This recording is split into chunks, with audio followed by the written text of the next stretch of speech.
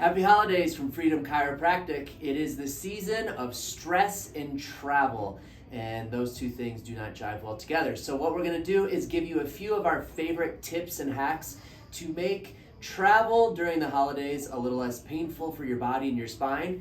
So the first one that I like to do, no matter what time of year it is when I get to my destination, I will hang my head off the bed or a bench just like this. What that does is opens you up, because all day you've been just like this, all like bundled up. So with this, you just hold your head off the bed, hang there for about a minute, and then after about a minute, I will just scoot this way and come off even further and open up my pecs and my chest. And don't go too long, because you don't want all the blood to rush to your head and pass out, but this is amazing at all times. What we have found is really during the holidays and during all this travel, you just have to keep the movement and the motion. So we're gonna go over a couple other things that you can do, whether you're driving or flying or waiting for your baggage, or once you get to your destination, to make the holidays a little less painful. Here we go. Now, if you're riding on a plane, whether it's outside, inside, or middle seat, it is cramped. You're like a bunch of sardines and it is really hard to move. So number one, pretend like you're here in the office on your wobble cushion and just move. You can do this without completely knocking into your neighbors, or you can knock into your neighbors and get them moving as well. You can go side to side, you can go front to back. It's just like you're wobbling. Number two is you can do a stretch where there's not a lot of room. You can't do a full figure four, but even right here, keep that spine nice and straight and just lean forward. And when you do that, you're gonna feel a great stretch in your hamstrings and in your glutes. Another thing that I like to do is, I'm a little bit taller, so I can reach up and touch the ceiling on a lot of planes, and I'll just grab that and kind of move back and forth, or you just do that without touching the ceiling. The other thing that I like, and what many of you don't realize, is that your spinal roll can be very beneficial. You can take the bigger one that's usually under your neck, and you can actually place that either at the lower back, so it helps to keep that nice curve. You can also come up a little bit. If you feel like you're just doing this because you're watching your device, you can bring it up a little bit, and then also you can use it behind your neck to help with that curve when you're laying back. I also, every so often, because you're like this on a plane, I like to, once every 30 minutes, just stop what I'm doing. I'll keep this under my lower back, and I will engage the lower trap. So I'll roll my shoulder blades down and back. Everybody do that for a moment.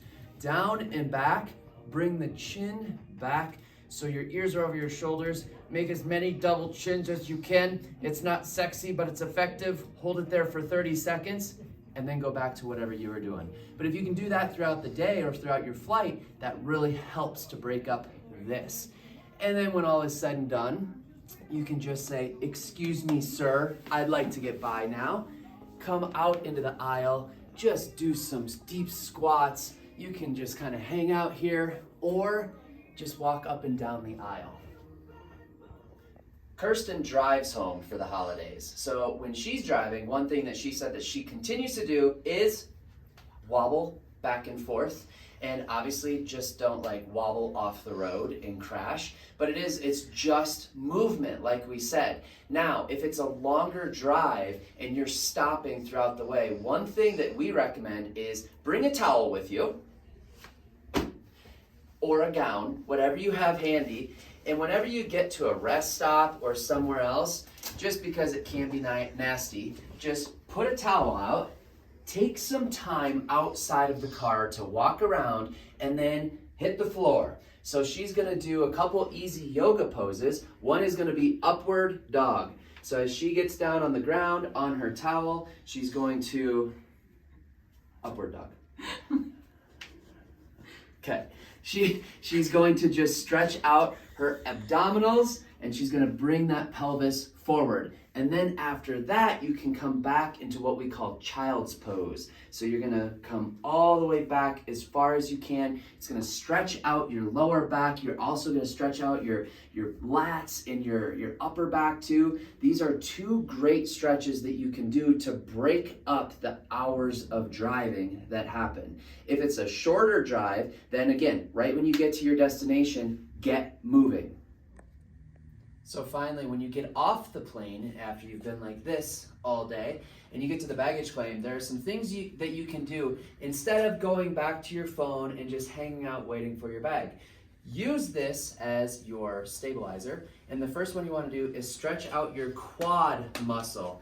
Just same leg to same arm and same buttocks, and you're going to hold that for 30 seconds. But then flip the carry-on around. Same leg, opposite arm. Pull to your opposite buttocks, and that's going to get the quads that get really tight after not moving for a while. And then you're going to get the hip flexors, which are very tight when traveling. So again, use that as your stabilizer. She is moving forward, popping her pelvis forward, and what's happening is she's going to be stretching that hip flexor right there. After 30 seconds, now bring that arm up, and you're going to start to get the psoas and the hip flexor. That's going to be 30 seconds. And then finally, she's going to rotate and open up. This is going to look weird at the baggage claim, and I don't care. She feels like a superstar right now.